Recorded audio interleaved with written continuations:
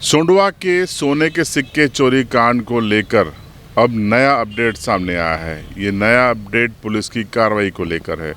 आपको हम इस ब्रेकिंग के जरिए, इस खबर के जरिए ताज़ा अपडेट दे रहे हैं कि पुलिस ने कुछ धाराएं बढ़ाई हैं। पुलिस ने पहले जब एफआईआर दर्ज की थी 21 जुलाई को, तब 379 यानी कि चोरी की धारा लगाई थी, लेकिन अब इसमें कई धारा लगाई गई हैं, जिसमें 420 भी की धारा भी शामिल है, 409 भी है, 166 क भी है, 294 और 409 की धाराएं लगाई गई हैं। यानी कि अपने कर्तव्य का सही ढंग से निर्वहन न करना, गाली गलौज करना, 420 यानी षड्यंत्र करना, ये धाराएं इसमें लगाई गई हैं। एक 452 लगाई गई है, यानी कि अनाधिकृत रूप से उनके घरों में प्रवेश करना। तो ये धाराएं बढ़ा दी गई हैं इस एफआईआर में विवेचना के दौरान। और एक नया अपडेट ये है कि इस दौरान पुलिस ने जो फरियादिया है भुरकी बाई, उसको न्यायालय में पेश किया है और न्यायालय में उसके धारा 164 सीआरपीसी के तहत बयान कराए गए हैं। अब ये बयान क्या होते हैं, हम ये भी आपको बता देते हैं। जब भी पुलिस को लगता है कि ये महत्वपूर्ण केस है और इसमें फरियादिया पीड़िता कहीं अपने बयान से कोर्ट में बाद में मुकर न जाए और इस इन्वेस्टिगेशन का जो नेगेटिव इफेक्ट है वो पुलिस पर न पड़े और उसकी विश्वसनीयता बनी रहे, इसलिए 164 के बयान मजिस्ट्रेट के सामने होते हैं। और जो फरियादी जो होता है वो मूलतः जो एफआईआर में उसने शिकायत दर्ज कराई है वही 164 के बयान में दर्ज कराता है और इन बयानों को बंद लिफाफे में मजिस्ट्रेट रख लेता है। और ट्रायल के दौरान जो बहस होती है या ट्रायल के दौरान या निर्णय के समय इन बयानों का इस्तेमाल किया जाता है।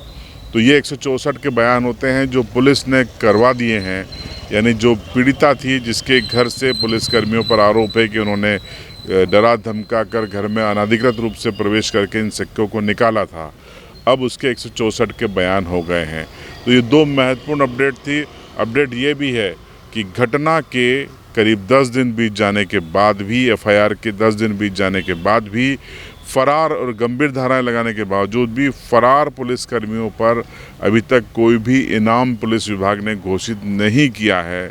ये अपने आप में हैरान करने वाला फैक्ट है, तथ्य है और ये समझ से भी परे है। क्योंकि अगर इतना संगीन मसला है और आपको उनकी तलाश है तो फिर आप इनाम घोषित क्यों नहीं करते? ये सवाल जनता की ओर से पुलिस और तंत्र से पूछा जा रहा है, जिसका जवाब, जेन्युइन जवाब शायद अब नए एसपी को देना पड़ेगा।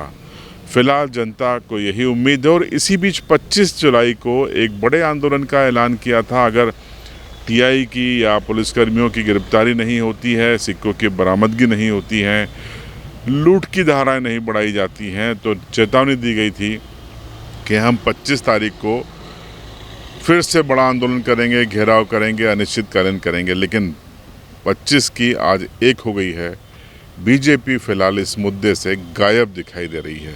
ये बयान सुनिए नागर सिंह चौहान का, जो उन्होंने 25 तारीख को लेकर दिया था। बेजड़ा उबला दगड़ा फलिया में जो घटना 19 तारीख को 11 बजे हुई है कि हमारे आदिवासी बहन के घर में पुलिस दिन दहाड़े वहाँ जाती है और गुजरात में मजदूरी करके मेहनत करके मकान तोड़ा और मकान तोड़ने में उसको सोना मिला और उस सोने को उस घर में लाए और पुलिस ने यहाँ पर लूट लिया।